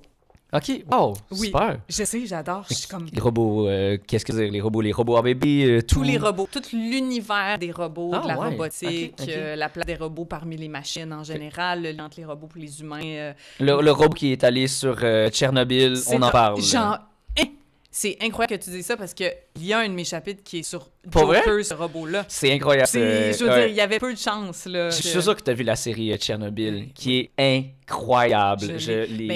Parlant de vulgarisation scientifique, je trouve que dans le dernier épisode, là, dans le procès, quand il explique avec les panneaux ce qui ralentit, je me souviens quand je l'ai vu pour la première fois, parce qu'après ça, je l'ai vu plein de fois, j'étais comme, c'est donc ben un bel exemple de communication délectable. scientifique. Moi, je suis comme, c'est du physics porn. Là. C'est Incroyable. parfait comme l'explication. Puis à chaque fois, moi, je les réécoute plusieurs fois aussi. Là, puis les make-up artists de ces gens-là, voyons donc comment ils ont bien fait ça. Sérieusement, comme, c'est intense. C'est de l'art faire ça. Là.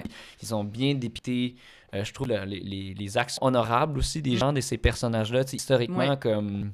Tu sais, quand il dit « You are now the Minister of Coal », honnêtement, cette série-là, HBO font toujours un truc très, très bien. Exact. Vraiment. Puis le deuxième livre? C'est ça. Sans surprise, c'est sur les innovations scientifiques qui ont aidé au succès du débarquement de Normandie. Oh, wow! C'est vraiment... c'est énorme, en fait. C'est assez pour écrire un livre. Mais oui, mais c'est sûr. Mais c'est un aspect méconnu du débarquement. Ouais. Mais c'est vraiment... Ça a été tellement important, ça a été tellement décisif, toutes les études que les scientifiques ont fait en amont pour bien connaître le terrain, choisir l'endroit, choisir le jour et la minute de la journée. L'avenue de la télécommunication, ça l'a tellement aidé à étudier tout pistes, ça. La guerre des ondes, tout ça. C'est incroyable. C'est vraiment comme si ce jour-là, il y avait comme une troisième faction, dans ma tête, qui était présente et puis qui le monde scientifique des deux côtés faisait partie de l'équation. Là. Moi, c'est pour ça, d'ailleurs, on pourrait se demander pourquoi elle a décidé de parler de science puis de guerre mondiale. C'est vraiment parce que moi, ça me fascine à quel point ces événements-là, malheureux, l'urgence et le danger a tellement poussé les gens à dépasser des limites. À innover, à gérer du risque. Puis pour le meilleur et pour le pire, parce qu'il y a les bombes, il y a l'artillerie, mais il y a aussi eu beaucoup d'innovations technologiques qui étaient non pas faites pour tuer, mais pour sauver les vies. Puis, tu sais, ça me fascine, la dualité de ça, puis la pluralité, c'est incroyable. Des fois, je me dis, Stéphanie, t'as même pas à t'inquiéter, tu ne manqueras jamais de vidéos à faire. Puis spécialement la Deuxième Guerre mondiale, c'est infini. C'est incroyable. Puis quand tu peux aller dans le fin détail de quelque chose, c'est plus ça. Là, puis ces inventions-là nous suivent aujourd'hui dans notre vie. Je veux dire, le magnétron à cavité qu'il y a dans nos micro-ondes, c'est ce qui a servi à inventer le radar. Oui, exactement. Ouais. Puis, tu sais, moi, ce que je trouve vraiment intéressant de ce que tu dis sur l'accélération de l'innovation puis de la technologie, Neil deGrasse Tyson, classique, il disait que...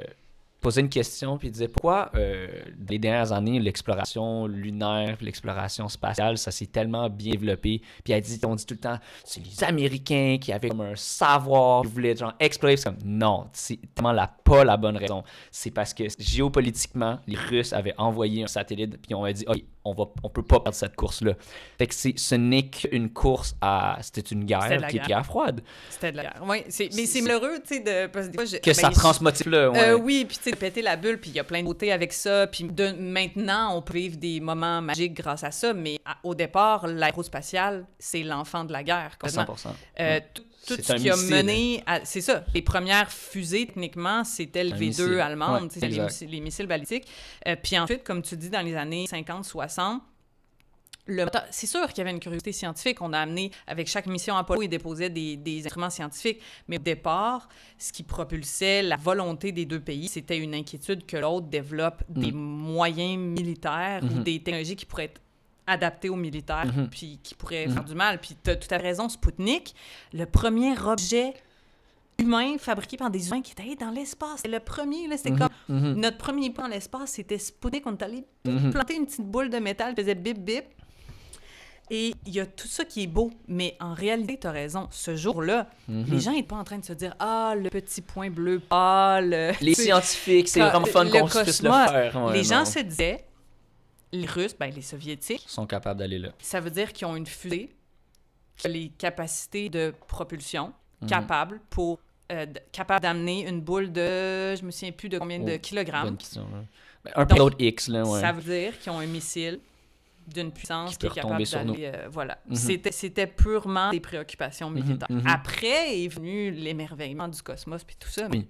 Puis, en plus, toute cette industrie-là est un peu morte quand ils ont réalisé que les Russes étaient occupés à faire d'autres choses puis qu'il n'y en avait pas, finalement. Puis on ne pouvait plus justifier l'argent qu'on mettait budget, exact. Le budget de la NASA est tombé. Puis, en ce moment, on le revit. En ce moment, ils ont intentionnellement... En tout cas, ça, c'est un article peut-être conspirationniste, là, mais Neil deGrasse Tyson l'a dit, mais c'est comme... C'est un peu un peu ça qui se passe. On a délibérément, géopolitiquement, mis la Chine hors de certains courses ou conférences spatiales pour un peu recréer cette course de trail-là. Puis c'est ça qui fait qu'en ça. Puis si ça marche, ben, c'est juste dommage que le savoir, la virtuosité scientifique, elle ressort pas de là. Mais oui, tout à fait. Neil deGrasse Tyson, en passant, est une source fiable. Oui, puis oui, ben, je veux dire, il y a des ressources sur la Lune, il y a des ressources. Il y a de l'eau au pôle sud, de l'hélium-3. Puis en ce moment, il y a un traité signé en 1967 qui, en principe, empêche quiconque de s'approprier des ressources ou des territoires dans l'espace, mais c'est vraiment un traité qui ne repose sur la bonne foi des pays qui l'ont signé. Il n'y a vraiment aucun moyen de pression ou aucun protocole d'établi en cas où quelqu'un déciderait de se... Fait que c'est vraiment... Il y a un côté inquiétant à tout ça, puis en même temps, à travers ça, on vit des moments incroyables, comme nos astronautes qui sont passés en arrière de la Lune, puis le télescope qui nous envoie des images incroyables. Fait que c'est tellement... C'est comme un gros dilemme de vivre autant de beauté, puis en même temps de savoir qu'il y a des applications militaires à ça. Comment tu vois justement cet avenir spatial-là moi, en tout cas, mon take, ça, c'est que pourquoi cette industrie spatiale va se développer? C'est pour aller chercher des ressources. Je veux dire, ils vont peut-être pas aller chercher des trucs sur la Lune, mais des astéroïdes qui contiennent des métaux rares. Pas juste des métaux rares, beaucoup de métaux rares que justement, on aurait... faire des projets miniers, ça détruit la Terre. Est-ce que tu vois cette industrie-là? Qui va posséder ces ressources-là? Bien, c'est ça, il y aura un gros problème quand on voudra commencer à utiliser les ressources, parce que là, il va falloir que les pays s'assoient puis se mettent des règles puis s'entendent sur certaines choses. Puis ça, c'est avéré par les agences spatiales, mais tu sais, là, la prochaine étape, c'est la Lune. On se concentre sur la Lune, c'est pour rien. Il y a beaucoup de gens qui se demandaient aussi pourquoi l'émission Artemis, c'est quoi le fun? C'est vraiment parce que la prochaine étape, c'est la Lune. Donc, la Station spatiale internationale, elle a bientôt fin de vie. Elle est en fin de vie. Elle va prendre son break. Elle était déjà supposée, là, ils ont allongé sa vie. Après la station spatiale, ce qui était prévu, mais là, ça peut toujours changer avec l'administration, tout ça, c'est qu'il y aurait une station spatiale en orbite autour de la Lune. OK. Au lieu de la Terre. Donc, ça deviendrait ça pour servir d'espèce de slingshot, un peu. Bus stop, là, de halte routière entre la Terre et la Lune. Donc, on reste préparé dans la station lunaire avant de descendre sur la Lune. Donc, c'est clair que la Lune, c'est la prochaine étape. Puis après ça, une fois qu'on a la Lune, on peut sauter un petit peu plus loin. Donc, on va juste sauter à saute-mouton, tu sais, jouer à saute-mouton. Mais après ça, c'est le comment. Ça prend énormément de temps. Tu sais, on a vu entre Artemis 1 puis 2, parce qu'on n'y est plus. Pendant la course à l'espace des années 60-70, il y a eu beaucoup d'accidents. Les agences spatiales, la NASA avait rendait un peu moins de compte au public. Je veux dire, c'était malheureux quand quelqu'un mourait, là. Mais imagine si des accidents comme Apollo 13 ou Apollo 1, là, les 3 astronautes sont morts dans un incendie en pratique, si ça arrivait aujourd'hui, ça passerait jamais. Donc, ils peuvent vraiment pas se permettre d'avoir des gens qui meurent. Fait qu'ils prennent énormément de temps entre chaque étape. C'est très correct. Qu'est-ce qui a changé? Qu'est-ce que tu veux dire par... qu'est-ce qui a changé actuellement qui serait plus... Ben, je pense qu'en général, on est beaucoup moins tolérant aux erreurs là, de nos jours. Là, tu veux dire, en général. La vie humaine a plus de valeur, tu veux dire, dans le fond? Hein? Oui, puis tu sais, quand il y a un accident qui arrive, les gens demandent des comptes. Là, on attend des explications, tout ça. Les technologies, en plus, permettent que le mot se passe de même. C'est ça. Comme ça. Donc, il n'y aurait pas de crée là-dessus. Et là aussi, il y a un truc qui a changé. C'est que, tu sais, pendant la course à l'espace, c'était des militaires là, qui allaient dans l'espace. Ah ouais, OK. C'était des militaires, les premiers astronautes. Puis quand on est militaire, c'est entendu qu'on accepte qu'il peut s'arriver quelque chose. La minute qu'on a commencé à envoyer des civils, là, c'est autre chose. Tu sais, je dis pas que la vie des militaires vaut moins, mais le métier militaire, tu acceptes de facto d'aller faire des missions dangereuses. Mais là, la minute qu'on envoie des scientifiques, des enseignantes primaires, comme la pauvre dame qui était sur la navette, tu sais, c'est une autre game, là. Mais l'intention est complètement différente. Exact. Puis là, mais c'est pas pour rien encore que même souvent nos astronautes ont été militaires avant. OK. Tu sais, notre astronaute qui est allé dans Artemis 2, Jeremy Hansen, c'est je veux pas dire n'importe quoi, il est caporal, en tout cas, c'est un militaire. Là. Il est dégradé, là, ouais. En plus d'être un scientifique, là, je sais pas comment ils font. Ouais, c'est ça. C'est impressionnant, les gens qui font ce genre de carrière-là, mais déjà, c'est très impressionnant d'avoir fait de la physique et de l'art. C'est rien à côté des astronautes. Mais oui, c'est ça que tu vis un peu, comment tu vis ça? C'est qui comment on dit ça, les personnes que tu admires, justement, là? J'admire beaucoup de personnes décédées. Des fois, je me dis, Stéphanie, il faudrait que tu portes attention Les gens qui sont déjà... aux gens maintenant. Ouais, OK. Mais tu sais, ben oui, les astronautes, je les admire énormément. Là, Christina Koch, l'astronaute qui est sur Artemis 2, je la trouve incroyable. Puis je trouve que c'est un bon modèle féminin. Puis il faut faire attention avec les modèles, qu'ils soient pas, c'est drôle, mais qu'ils soient pas trop inaccessibles. Oh, qu'est-ce que tu veux dire? Ça s'appelle le syndrome de Marie Curie. OK. L'affaire, c'est que quand on a des modèles, pas juste féminins, là, quand on a des modèles trop incroyables, genre, ouais, OK. ben, ça peut avoir l'effet contraire de ce qu'on veut, qui est de se dire, ben, je pourrais jamais faire ça. Ouais. Ça s'appelle le syndrome Marie Curie parce que Marie Curie peut avoir l'air de ça. C'était une personne très imparfaite et très normale comme tout le monde quand tu penches sur sa vie, mais qui a fait des choses incroyables. Mais quand tu t'attardes, mettons, aux grandes informations là, de base, ben là, genre 2 prix Nobel. Ouais. C'est la première femme à avoir eu un prix Nobel. C'est la seule personne à ce jour à avoir eu un prix Nobel dans 2 disciplines différentes. Je veux dire, c'était la première femme à avoir son doctorat en physique à Sorbonne. Elle a eu un enfant en même temps. Tu sais, elle est incroyable. Puis une jeune fille pourrait se dire c'est inaccessible. Ouais. Est-ce qu'une jeune fille pourrait se dire en regardant Christina Koch, mon Dieu, c'est comme je peux jamais m'approcher de ça. Ouais. Fait que tu sais, quand on a des modèles, je diverge de ta question. Vas-y. C'est important qu'on voit aussi leur normalité. Ouais, je comprends ce que tu dis. Ouais. Qu'on voit que justement le but d'un modèle, c'est que ça te motive à dépasser toi tes limites. Ouais. Puis de savoir que tu peux te dépasser. Ouais. Mais d'accepter qu'on est tous imparfaits, je veux dire. Ouais. Je pense que moi, il y a souvent des affaires que je dis tout le temps. Alors moi, je trouve pas ça beau de moi, mais il y a quelqu'un d'autre qui trouve ça full nice, genre ce que je fais pour cette personne-là. Genre, fait que tu sais, je pense que, tu sais, là, c'est full cheesy, là, toujours dire ça, là, mais on est parfait de notre imperfection, genre. Tout à fait. Fait que c'est ce genre beau de la part d'un ingénieur. On penserait pas que les ingénieurs sont des poètes. Ah ouais? je sais, moi, je sais que je suis pas ingénieur comme les autres, là. Je sais que ça sonne pas très... humble ce que je dis, là, mais je sais que je sais que mes forces sont plus humaines, plus dans la conversation, plus que je pensais. Là, puis c'est ça que je trouve le fun du balado, puis de la communication scientifique, puis les humains, c'est qu'en ingénierie, on glorifie beaucoup le technique. Vraiment beaucoup. Puis au contraire, c'est comme je disais avant le podcast, que l'abeille du logo de Polytechnique Montréal, l'école d'ingénierie la plus prestigieuse, c'est une abeille, puis l'abeille, c'est un travail d'équipe de tout le monde. Je veux dire, je pourrais pas... T'sais, les gens que tu influences en niveau scientifique deviendront peut-être pas des scientifiques, mais ceux qui le sont, t'en fais partie de leur vie. Mon projet, je le fais de mécanique, puis je pourrais pas faire la part électrique. Fait que c'est un travail d'équipe, puis je fais de pied sur mon invité qui était philosophe. Genre, la culture que tu transmets, elle fait partie de la société, puis c'est ça qui fait que ces gens-là font quelque chose de beau. À la place de se dire, il y a plein d'autres choses qui n'est pas vertueux puis qui est dangereux pour l'humain. Là, fait que c'est vraiment le fun ce que tu fais. Philosophe en plus. Bon, non. J'ai entendu le mot vertueux. C'est ça. Mais merci tellement d'être venu au podcast. Ça fait plaisir. J'espère ne pas avoir trop déblatéré. Au contraire, c'était hyper pertinent. C'était vraiment le fun d'avoir ton avis. As-tu aimé ça? Ben oui, mais merci de m'avoir invité. C'est exactement ça que tu dis. Moi, je me trouve pas intéressante, mais comme si ça peut allumer des gens, puis donner envie à des gens de s'informer sur des sujets qu'a priori, ils penseraient pas. Ouais, tout à fait. Là. Qu'est-ce que tu as le plus aimé de venir au podcast? Le fait que tu es un excellent animateur. Mon Dieu, vraiment, parce que c'est comme, je sais pas, tu es très fluide, tu donnes envie de parler. OK, merci. Tu fais ressortir. Je pense que tous les humains aiment ça parler de nous-mêmes, puis tu encourages ça, c'est très bien. Tu sais, j'ai préparé plein de questions, mais honnêtement, j'ai utilisé même pas 10% de mes questions. C'est juste la curiosité d'y aller. Merci de ta curiosité, mais je pense que c'est ça que j'aime le plus. Merci. Voilà. On peut te suivre sur quels réseaux sociaux?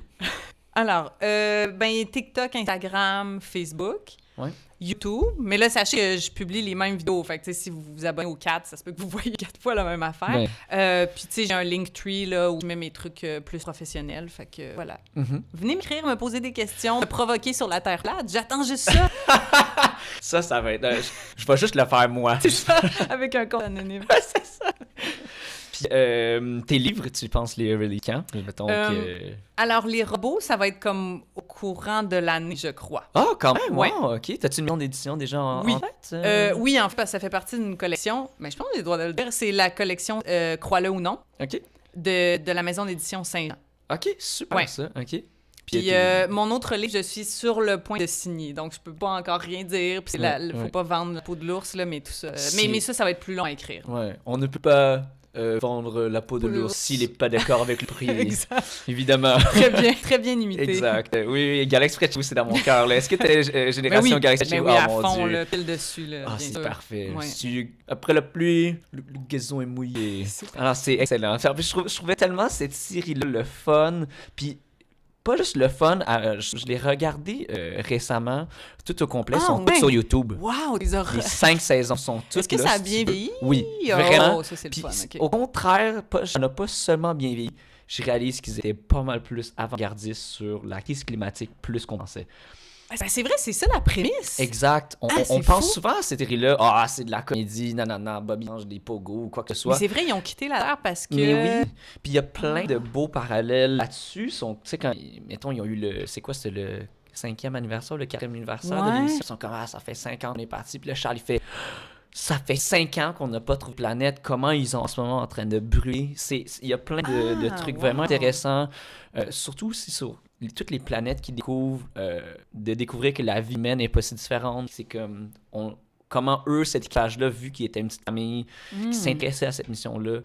Puis là, justement, quand ils découvrent la planète, c'est la guerre au contraire. Il y a beaucoup de parallèles sur Mais ça, l'histoire. c'est le signe d'une bonne émission, d'un bon film. Tu sais, que quand on l'aime quand on est jeune, puis quand on l'écoute quand on est adulte, on comprend plein d'affaires profondes. Ouais, tu les réécouteras. En tout cas, moi, je trouve ça vraiment très le fun. Donc, merci encore d'être venu au podcast. Super. Donc, merci d'avoir été des nôtres au podcast Écologie et Société. Évidemment, si vous avez été interpellé, sharez aux personnes qui ont été intéressées à l'épisode. On se rejoint sur Instagram à Écologie et Société pour découvrir les prochains épisodes. Il va y avoir ta pochette là. J'ai oublié de te donner ça avant de finir, mais je donne la merch du podcast. Ben, merci. Fait que c'est mon père qui les a fabriqués. Fait que ça s'inscrit, c'est une merch qui s'inscrit dans les 5 ou les 7 heures, c'est de la récupération. Fait que c'est des barreaux de livret. Puis les engravés, j'ai fait de la gravure laser, puis c'est le Linktree du podcast. Fait que ton épisode il va se retrouver là. Puis il y a ton nom dessus. Là. Fait que tu peux le déposer sur la table, puis il y a comme un petit peu ça. Fait que voilà. Ouais. Comme ça, Oui, exactement. Merci. Super. Donc, à la prochaine, puis continuez à nous suivre sur tous les réseaux sociaux, Spotify, Instagram, Deezer. Je sais que tu as un peu de gens qui t'écoutent en France, mais Deezer, c'est vraiment un bon balado, plateforme balado pour ce son puis YouTube aussi. Donc, merci beaucoup. Ciao. Hey, merci, c'était vraiment le fun. T'es un très bon animateur.